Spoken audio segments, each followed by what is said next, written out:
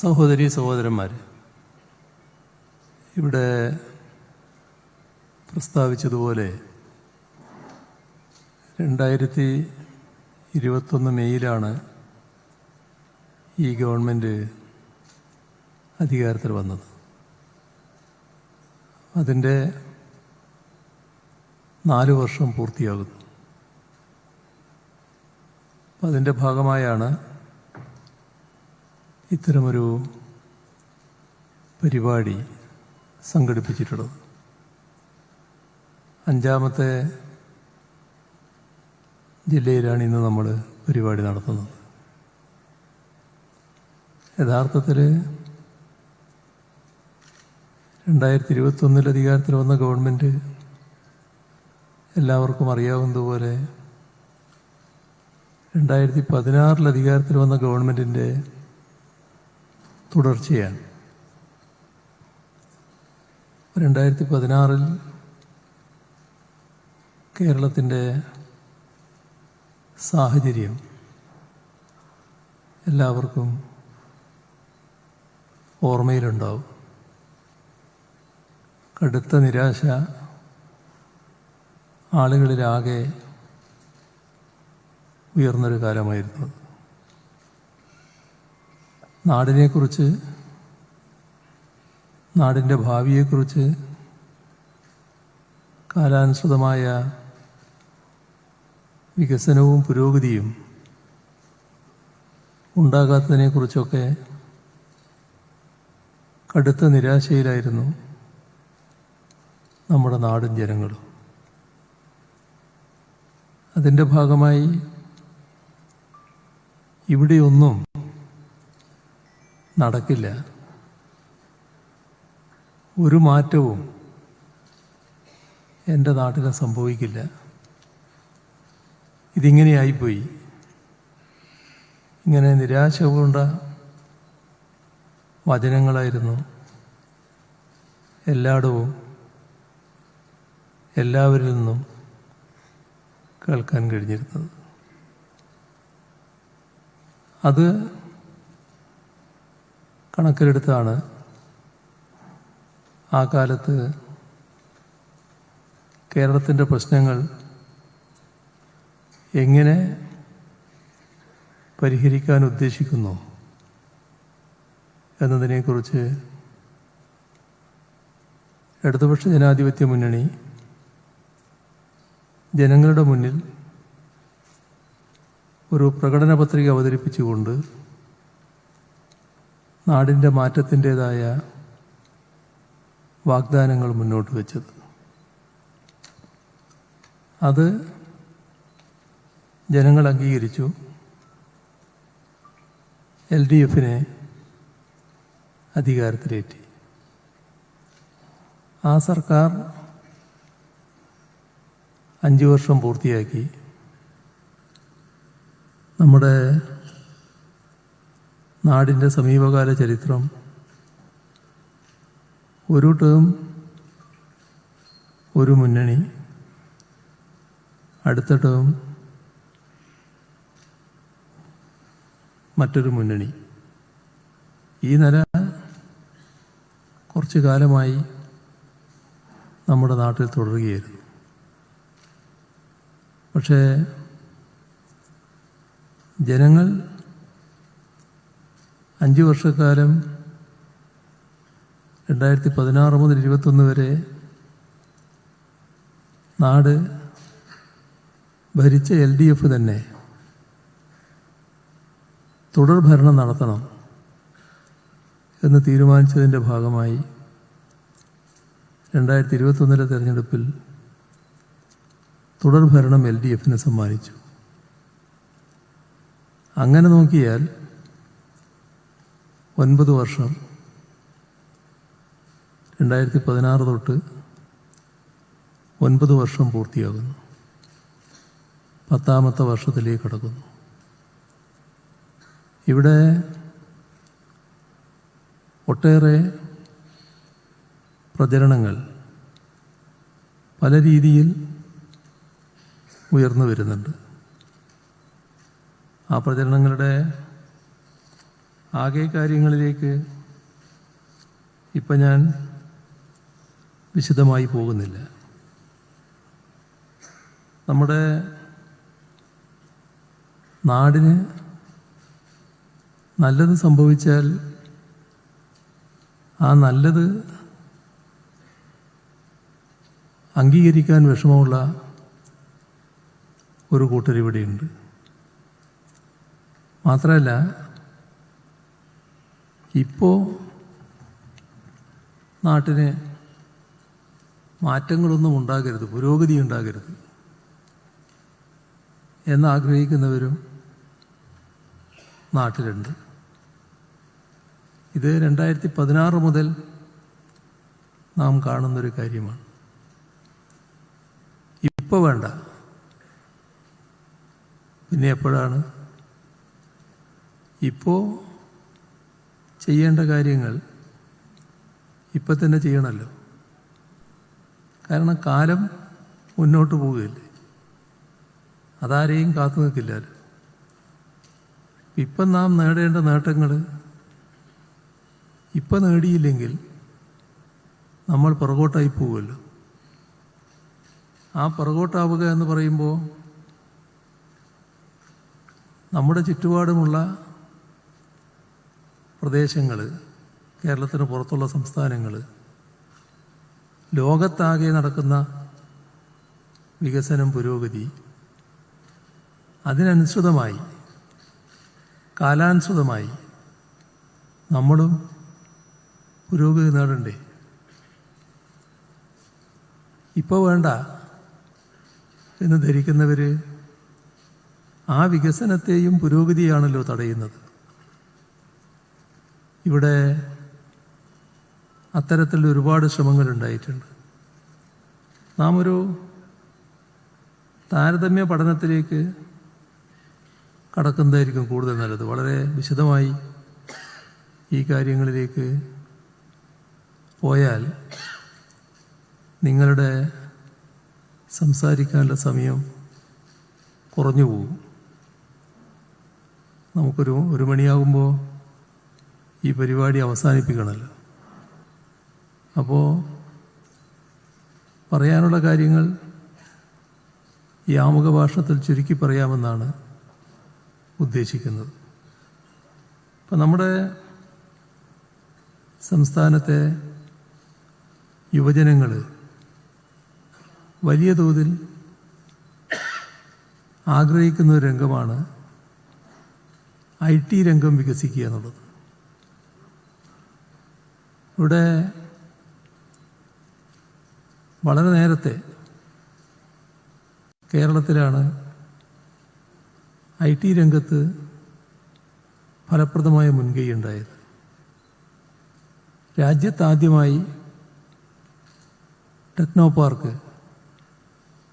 നമ്മളാണ് സ്ഥാപിച്ചത്. പക്ഷേ അതിനനുസൃതമായ പുരോഗതി നേടാൻ കഴിഞ്ഞുവെന്ന് അവകാശപ്പെടാൻ നമുക്ക് പറ്റില്ല. 2016 നമ്മുടെ IT പാർക്കുകളിൽ 640 കമ്പനികളാണ് ഉണ്ടായിരുന്നത്. അതിപ്പോൾ 1106 കമ്പനികളായി വർദ്ധിപ്പിക്കാൻ കഴിഞ്ഞിട്ടുണ്ട്. ഇത് കാണിക്കുന്നത്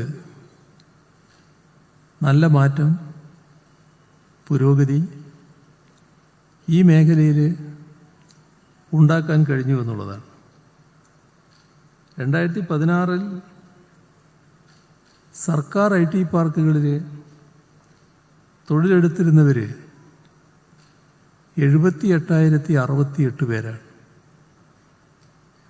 ആ 78,068 പേര് ഇപ്പോൾ 1,48,000 വർദ്ധിച്ചിട്ടുണ്ട്. നമ്മുടെ മൊത്തം IT കയറ്റുമതി അത് 2016 34,123 കോടി രൂപയുടേതായിരുന്നു. ഇപ്പോൾ 90,000 കോടി രൂപയുടെ കയറ്റുമതിയാണ് നടക്കുന്നത്. 34ൻ്റെ സ്ഥാനത്ത് 90ആയി. ഇവിടെ സ്റ്റാർട്ടപ്പുകളുമായി ബന്ധപ്പെട്ട് രാജ്യവും ലോകവും കേരളം നല്ല പുരോഗതി നേടുന്നുവെന്നാണ് കണക്കാക്കുന്നത്. 2016ൻ്റെ അവസ്ഥ എടുത്താൽ 300 സ്റ്റാർട്ടപ്പുകളാണ് ഉണ്ടായിരുന്നത്. ഇപ്പോഴത് 6300 വലിയ തോതിലാണ് സ്റ്റാർട്ടപ്പിൻ്റെ വികസനം നടന്നിട്ടുള്ളത്. ഇതിൻ്റെ ഭാഗമായി സംസ്ഥാനത്തുണ്ടായ നിക്ഷേപം 5800 കോടി രൂപയുടേതാണ്. തൊഴിലവസരം 60,000. ഇപ്പോൾ സ്റ്റാർട്ടപ്പുകളുടെ പറുദീസയായാണ് കേരളത്തെ മറ്റുള്ളവർ കണക്കാക്കുന്നത്. നമ്മൾ ഇതിൽ നിന്ന് ഇനിയും മുന്നോട്ട് പോകണമെന്നാണ് ഉദ്ദേശിക്കുന്നത്. 2026 ആകുമ്പോൾ 15,000 സ്റ്റാർട്ടപ്പുകൾ ഉണ്ടാകണമെന്നാണ് നാം ലക്ഷ്യമിടുന്നത്. ഇപ്പോഴത്തെ 6300 15,000 വർദ്ധിപ്പിക്കുക. നമ്മുടെ സംസ്ഥാനത്ത് ഈ ഘട്ടത്തിൽ 1,00,000 തൊഴിലവസരത്തിലേക്ക് വർദ്ധിപ്പിക്കാനാകണമെന്ന് ഉദ്ദേശിക്കുകയാണ്. ഇപ്പോൾ 60,000 അത് 1,00,000 മാറ്റണം എന്നും നമ്മൾ ഉദ്ദേശിക്കുക. ഇവിടെ കേരളം ഈ കാലയളവിൽ രാജ്യത്തിന് തന്നെ മാതൃകയാകത്തക്ക രീതിയിലുള്ള ഒട്ടേറെ സംരംഭങ്ങൾക്ക് തുടക്കം കുറിച്ചിട്ടുണ്ട്.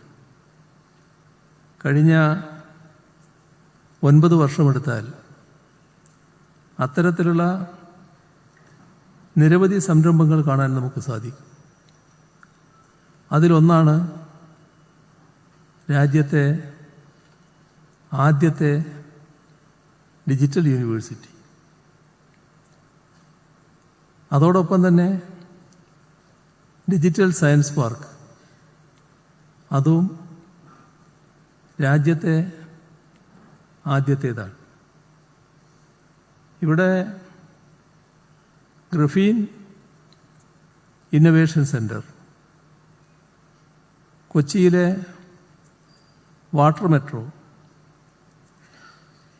തിരുവനന്തപുരത്ത് പ്രവർത്തിക്കുന്ന ഇൻസ്റ്റിറ്റ്യൂട്ട് ഓഫ് അഡ്വാൻസ്ഡ് വൈറോളജി, ഇതെല്ലാം യാഥാർത്ഥ്യമാക്കാൻ നമുക്ക് കഴിഞ്ഞിരിക്കുന്നു. രാജ്യത്തിന് തന്നെ മാതൃകയാകും വിധമാണ് ഇത്തരം കാര്യങ്ങൾക്ക് തുടക്കം കുറിക്കാൻ നമുക്ക് കഴിഞ്ഞിട്ടുള്ളത്.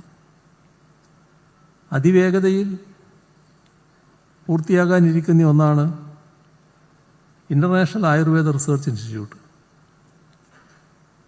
അതിൻ്റെ 1ാം ഘട്ടം പൂർത്തിയാകാൻ പോവുകയാണ്. ജിനോം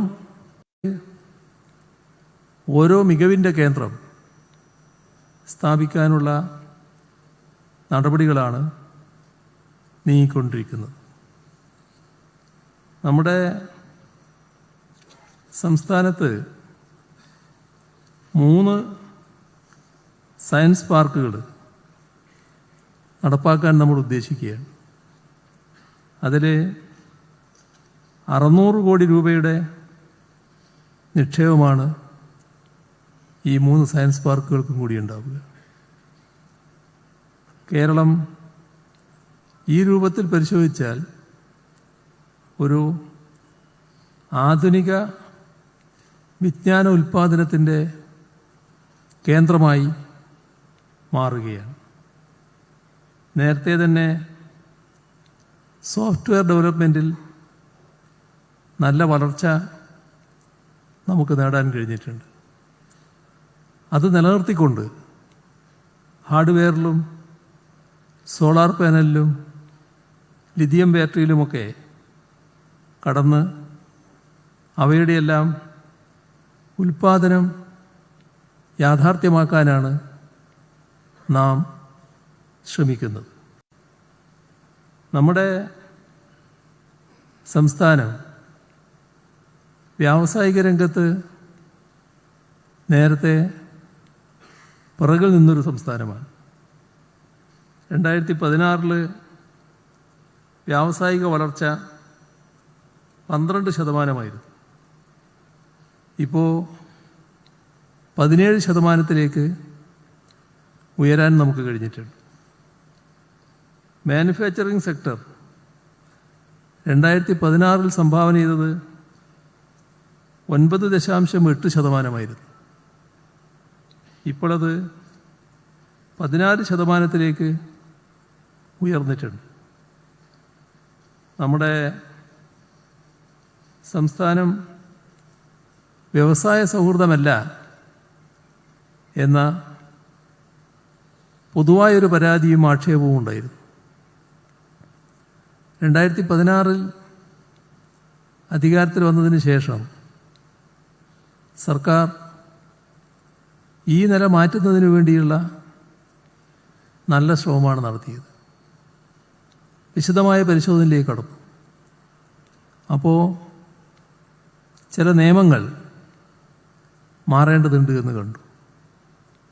അതിൻ്റെ ഭാഗമായി തന്നെ ചില ചട്ടങ്ങളിൽ മാറ്റം വരേണ്ടതുണ്ട് എന്ന് കണ്ടു. അവയെല്ലാം നാം പൂർത്തിയാക്കി. നിയമങ്ങൾ ഭേദഗതി ചെയ്തു. അതിൻ്റെ ഭാഗമായുള്ള പുതിയ ചട്ടങ്ങൾ കൊണ്ടുവന്നു.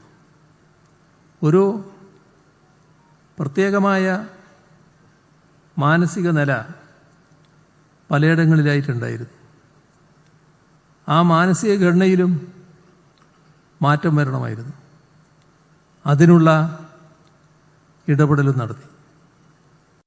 അതിൻ്റെ എല്ലാം ഭാഗമായാണ് നമ്മുടെ സംസ്ഥാനം ഈസ് ഓഫ് ഡൂയിങ് ബിസിനസ്സിൽ അതിൻ്റെ റാങ്കിങ്ങിൽ ടോപ്പ് അച്ചീവിംഗ് പദവിയിലേക്ക് എത്തിയത്. ഇന്ത്യയിൽ 1ാം സ്ഥാനത്തേക്ക് നാം ഉയർന്നു. ഇപ്പോൾ വ്യവസായങ്ങൾക്ക് ഇവിടെ കഴിയാവുന്നത്ര വേഗതയിൽ ആരംഭിക്കാൻ പറ്റുന്ന സാഹചര്യം ഒരുക്കാൻ നമുക്ക് കഴിഞ്ഞിരിക്കുകയാണ്. സംരംഭക വർഷ പദ്ധതി ഈ ഘട്ടത്തിലാണ് നാം നടപ്പാക്കിയത്.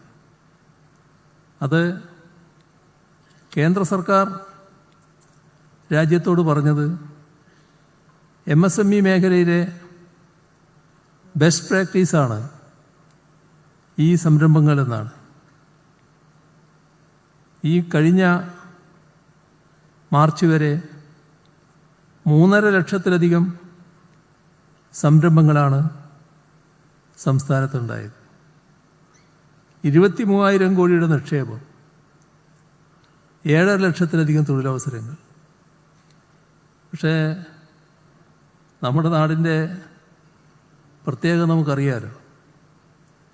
സംരംഭങ്ങളെന്ന് പറയുമ്പോൾ ഇത്തരം സംരംഭങ്ങൾ തുടങ്ങിയാൽ അപൂർവം ചിലതിന് ചിലപ്പോൾ ചില പ്രശ്നങ്ങളുണ്ടായി എന്ന് വരും, ചില തിരിച്ചടികൾ വന്നെന്ന് വരും. അതിൻ്റെ ഭാഗമായി മുന്നോട്ട് പോകാൻ കഴിയാത്ത സാഹചര്യം ഉണ്ടായി എന്ന് വരും. അതുപക്ഷേ ഒറ്റപ്പെട്ടതാണ്. പക്ഷെ നമ്മുടെ ചിലർക്ക് ആ ഒറ്റപ്പെട്ട കാര്യമാണ് വലിയ തോതിൽ പ്രചരിപ്പിക്കാൻ താല്പര്യം. ഇതാ സംരംഭക പദ്ധതി ആകെ തകരാറായിരിക്കുന്നു. അതിൻ്റെ ഉദാഹരണമാണ് ഇവിടെ ഈ കാണുന്നത് എന്ന് പറയാനാണ് ചിലർക്ക് താല്പര്യം. പക്ഷേ അവർ മറക്കുന്ന കാര്യം 23,000 കോടിയുടെ നിക്ഷേപവും 7 ലക്ഷത്തിലധികം തൊഴിലവസരങ്ങളും ഇതിൻ്റെ ഭാഗമായി സംസ്ഥാനത്ത് വന്നു എന്നുള്ളതാണ്. മാത്രമല്ല, അവയിൽ നല്ല നിലക്ക് പ്രവർത്തിക്കുന്നവയെ കൂടുതൽ മെച്ചപ്പെട്ട തലത്തിലേക്ക് ഉയർത്തുന്നതിനുള്ള നടപടികൾ, അതിനുള്ള പ്രോത്സാഹനങ്ങൾ സംസ്ഥാന സർക്കാരിൻ്റെ ഭാഗത്തു നിന്ന് ഉണ്ടാവുകയുമാണ്. ഇതിൻ്റെ എല്ലാം തുടർച്ചയായാണ് നാം കൊച്ചിയിൽ നിക്ഷേപ സംഗമം സംഘടിപ്പിച്ചത്. ആ നിക്ഷേപ സംഗമത്തിൽ വലിയ താല്പര്യത്തോടെയാണ് വിവിധ വ്യവസായ സ്ഥാപനങ്ങൾ പങ്കെടുത്തത്. ഒട്ടേറെ പ്രമുഖ സ്ഥാപനങ്ങൾ, അവയുടെ പ്രതിനിധികൾ പങ്കെടുക്കുകയുണ്ടായി. അവർ 1.5 ലക്ഷം കോടി രൂപയുടെ നിക്ഷേപം ഈ കേരളത്തിൽ നടത്തുമെന്ന് വാഗ്ദാനം നൽകി. എല്ലാം കൂടി 1.5 ലക്ഷം കോടി രൂപ. അതിൻ്റെ ഭാഗമായുള്ള നിക്ഷേപ താൽപ്പര്യപത്രം അവർ ഒപ്പുവെക്കുകയും ചെയ്തു. ഇവിടെ ആ പരിപാടി അതോടെ ഉപേക്ഷിക്കുകയല്ല. ആ പരിപാടിയുടെ ഭാഗമായി താൽപ്പര്യപത്രം ഒപ്പിട്ട സ്ഥാപനങ്ങളെ നിരന്തരമായി ബന്ധപ്പെടാൻ, അതിൻ്റെ ഭാഗമായി തുടർ നടപടികൾ സ്വീകരിക്കാൻ ഒരു ഫാസ്റ്റ് ട്രാക്ക് സംവിധാനം തന്നെ ഏർപ്പെടുത്തിയിരിക്കുകയാണ്. അതിലുണ്ടാകുന്ന പുരോഗതിയും നാടിനെ അറിയിക്കുന്ന നില സ്വീകരിച്ചാണ് സർക്കാർ പോകുന്നത്. ഇവിടെ വ്യവസായങ്ങൾക്ക് അനുമതിക്കായി വല്ലാതെ കാത്തിരിക്കേണ്ടി വന്നിരുന്നു മുൻപ്. ആ കാലതാമസം ഒഴിവാക്കുന്നതിനാണ് നിയമങ്ങൾ ഭേദഗതി ചെയ്തത്, ചട്ടങ്ങൾ ഭേദഗതി ചെയ്തത്.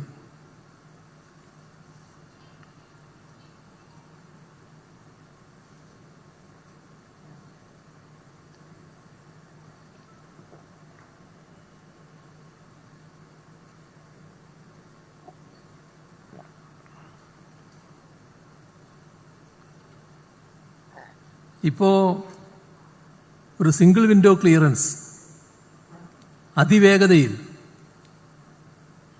അനുമതി നൽകുന്ന K-SWIFT എന്ന സംവിധാനം ഏർപ്പെടുത്തിയിരിക്കുകയാണ്.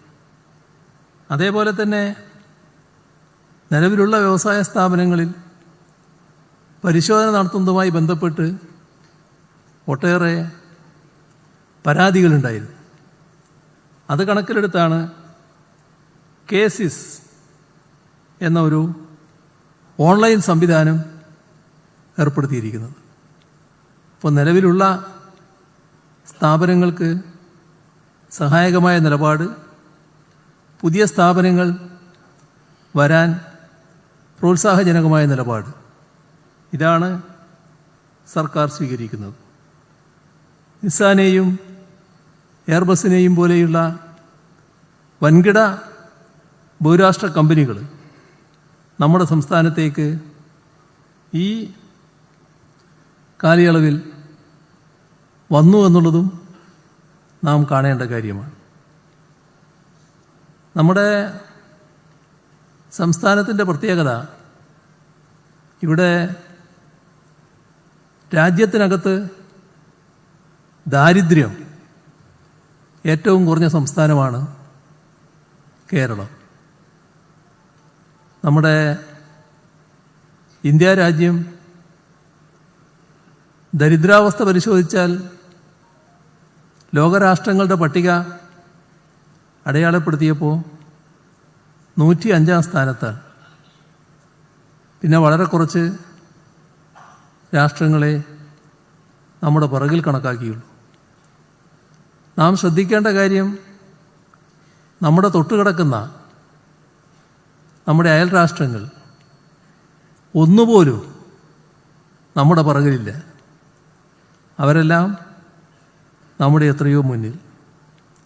ആ രാജ്യത്താണ് ദാരിദ്ര്യം ഏറ്റവും കുറഞ്ഞ സംസ്ഥാനമായി കേരളം നിൽക്കുന്നത്.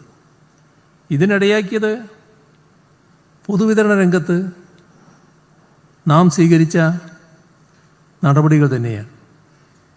പൊതുവിതരണ രംഗത്ത് UDFൻ്റെ കാലത്ത് 5242 കോടി രൂപയായിരുന്നു നീക്കിവെച്ചിരുന്നത്.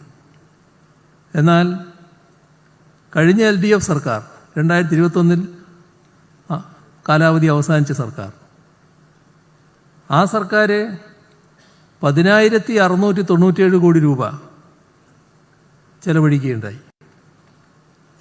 നേരത്തെ UDF സർക്കാരിൻ്റെ കാലത്ത് ചെലവിട്ടതിൻ്റെ ഇരട്ടിയിലധികം 5242 അതാണ് 10,697 കോടിയായി മാറിയത്. ഇവിടെ വിപണി ഇടപെടലിന് മാത്രം 2024 വരെ എടുത്താൽ 14,000 കോടി രൂപ സംസ്ഥാന സർക്കാർ ചെലവഴിച്ചിട്ടുണ്ട്. നമ്മുടെ രാജ്യത്ത് ഏറ്റവും വിലക്കുറവ്, വിലക്കയറ്റം ഏറ്റവും കുറവ് കേരളത്തിലാണ് എന്നത് NSOയുടെ കണക്കുകളിൽ വന്നിരിക്കുകയാണ്. നമ്മുടെ സംസ്ഥാനത്ത് 4.25 ലക്ഷത്തോളം മുൻഗണനാ കാർഡുകൾ ലഭ്യമാക്കാനും കഴിഞ്ഞിട്ടുണ്ട്.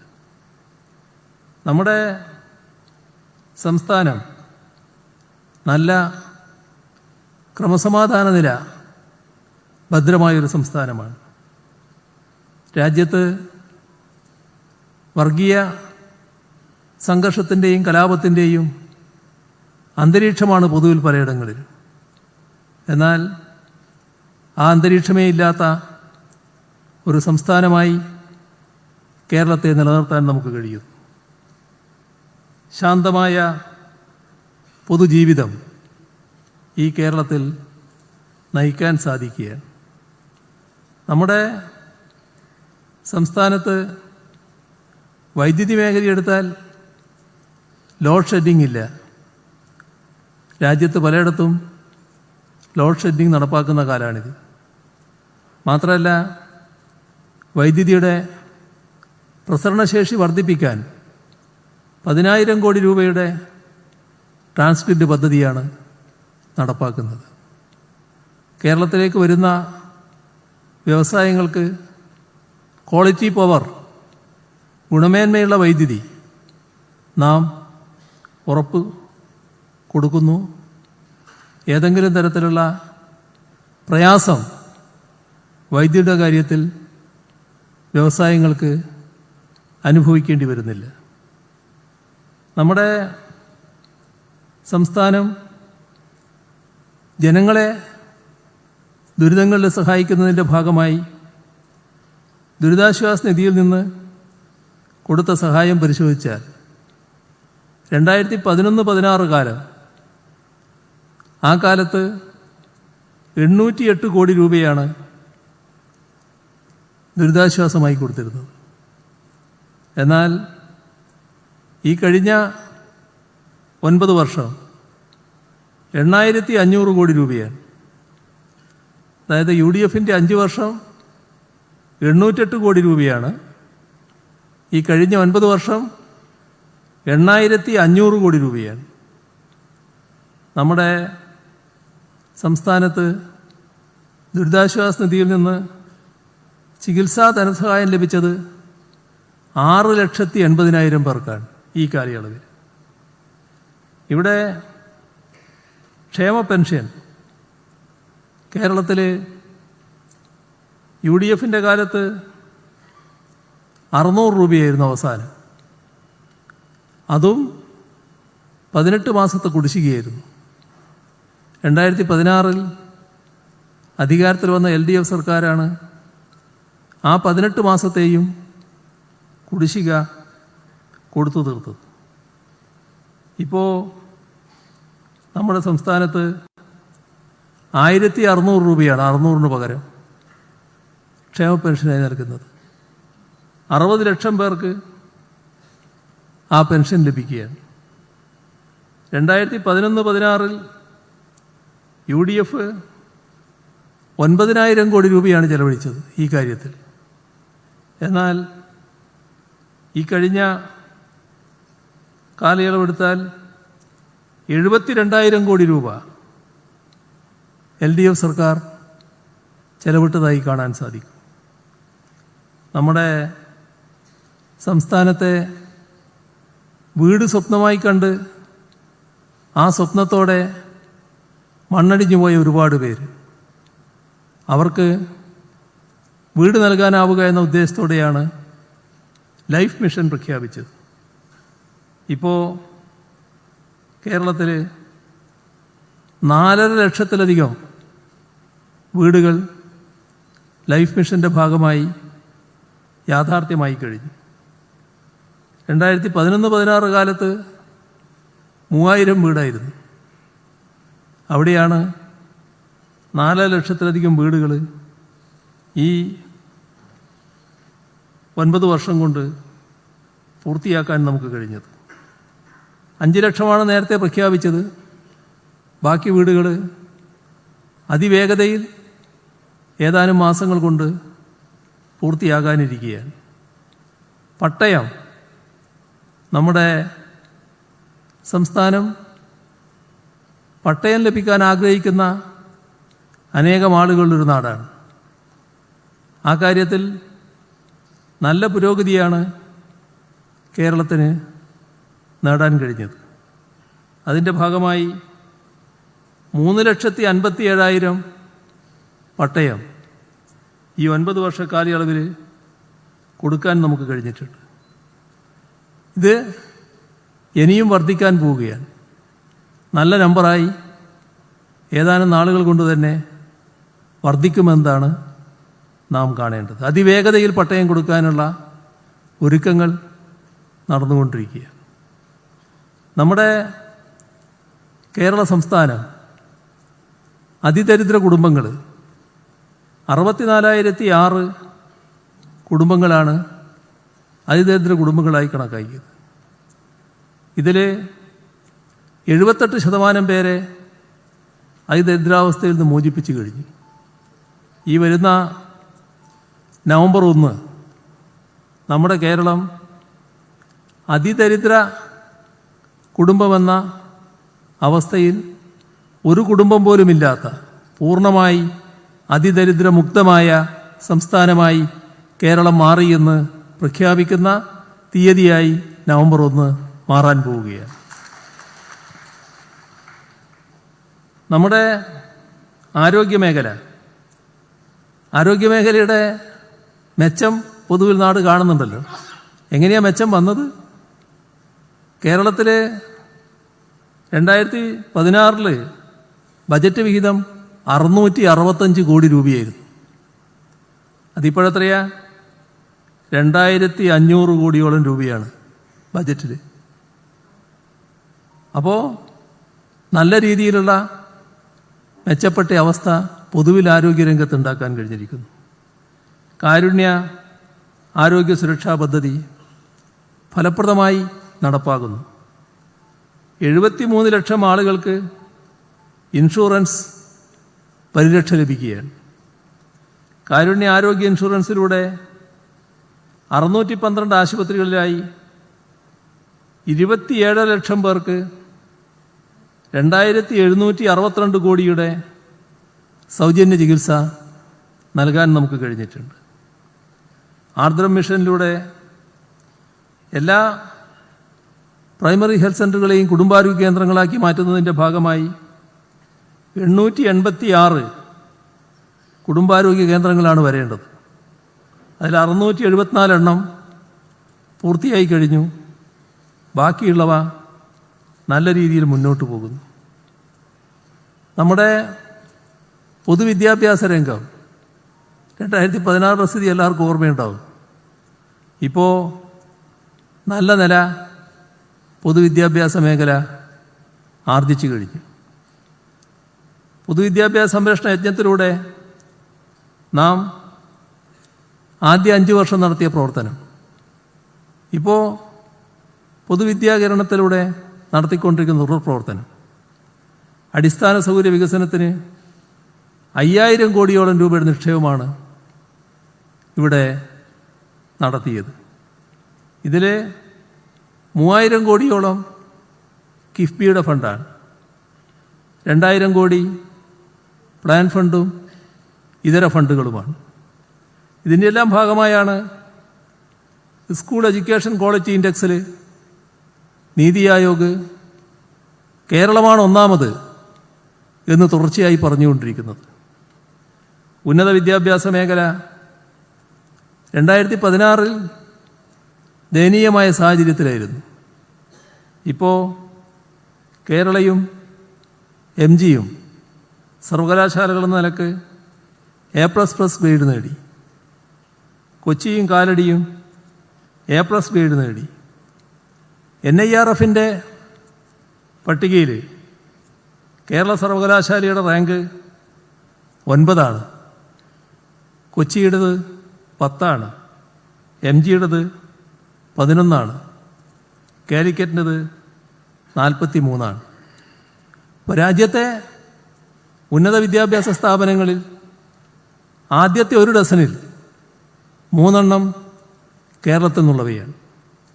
രാജ്യത്തെ മികച്ച കോളേജുകളിൽ ആദ്യത്തെ 100ൽ കേരളത്തിലെ 16 ഗവേഷണത്തെ പ്രോത്സാഹിപ്പിക്കാനാണ് നാം നടപടികൾ സ്വീകരിച്ചു പോകുന്നത്.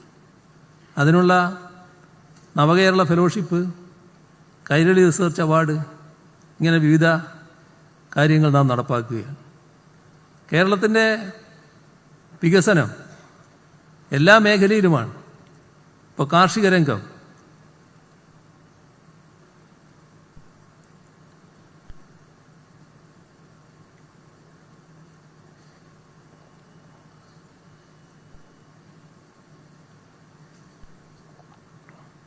രണ്ടായിരത്തി 2016 കാർഷിക രംഗത്തെ വളർച്ചാ നിരക്ക് 2%. ദയനീയമായ അവസ്ഥയായിരുന്നു. അതിപ്പോൾ 4.64% ഉയർന്നു. നെൽകൃഷി 2016 1,71,000 ഹെക്ടർ സ്ഥലത്ത് മാത്രമാണ് ഉണ്ടായിരുന്നത്. ഇപ്പോഴത് 2,23,000 ഹെക്ടറിലേക്ക് വർദ്ധിപ്പിക്കാൻ നമുക്ക് കഴിഞ്ഞു. കഴിഞ്ഞ 2 വർഷമെടുത്താൽ 8,268 ഹെക്ടറിൽ പുതുതായി നെൽകൃഷി ആരംഭിച്ചു എന്ന് കാണാൻ സാധിക്കും. നെല്ലിൻ്റെ ഉൽപാദനക്ഷമത ഹെക്ടറിന് 4.56 ടണ്ണായി വർദ്ധിപ്പിക്കാനും കഴിഞ്ഞു. നെൽവയൽ 1 ഹെക്ടറിന് റോയൽറ്റിയായി 3,000 രൂപ നൽകുന്നു. കഴിഞ്ഞ സാമ്പത്തിക വർഷം 14,498 ഹെക്ടർ നെൽവയലുകൾക്ക് റോയൽറ്റി ലഭ്യമാക്കാൻ കഴിഞ്ഞിട്ടുണ്ട് എന്നതാണ് കാണാൻ നമുക്ക് സാധിക്കുക. ഇതെല്ലാം കഴിഞ്ഞതെന്തുകൊണ്ടാണ്? നമ്മുടെ സംസ്ഥാനത്തെ വലിയ തോതിൽ കേന്ദ്ര ഗവൺമെൻറ് സഹായിക്കേണ്ടതാണെങ്കിലും അർഹതപ്പെട്ട സഹായം നിഷേധിക്കുന്ന നിലയാണ് പലപ്പോഴും സ്വീകരിച്ചത്. നമ്മളോട് വല്ലാത്തൊരു ശത്രുതാപരമായ നിലപാട് പലപ്പോഴും സ്വീകരിക്കുകയായിരുന്നു. ദുരന്തങ്ങളിൽ സഹായമില്ല. ഒരുപാട് ദുരന്തങ്ങൾ നമുക്ക് ഈ കാലഘട്ടത്തിൽ ഏറ്റുവാങ്ങേണ്ടി വന്നു. അതിലൊന്നിലും നമുക്ക് സഹായം ലഭിച്ചില്ല. ഇതെല്ലാം ഒരു ഭാഗത്ത് നിൽക്കുമ്പോഴാണ് നമുക്കിങ്ങനെയുള്ള ഒട്ടേറെ കാര്യങ്ങൾ ചെയ്യാൻ കഴിഞ്ഞിട്ടുള്ളത്. ഇതിൻ്റെ യഥാർത്ഥ അടിസ്ഥാനം നമ്മുടെ സംസ്ഥാനത്തിൻ്റെ തനത് വരുമാനം വലിയ തോതിൽ വർദ്ധിപ്പിക്കാൻ നമുക്ക് കഴിഞ്ഞു എന്നുള്ളതാണ്. 2016 26% തനത് വരുമാനം. ഇപ്പോഴത് 73% നിൽക്കുകയാണ്. അത്ര വലിയ വർധനവ് ഉണ്ടാക്കാൻ നമുക്ക് കഴിഞ്ഞിരിക്കുന്നു. കഴിഞ്ഞ 3 വർഷത്തെ തനത് വരുമാനമെടുത്താൽ 47,000 കോടിയിൽ നിന്ന് 81,000 കോടി രൂപയായി വർദ്ധിപ്പിക്കാൻ നമുക്ക് കഴിഞ്ഞു. ആകെ തനത് വരുമാനം 55,000 കോടിയിൽ നിന്ന് 1,04,000 കോടിയായി വർദ്ധിപ്പിക്കാൻ നമ്മുടെ സംസ്ഥാനത്തിന് കഴിഞ്ഞു.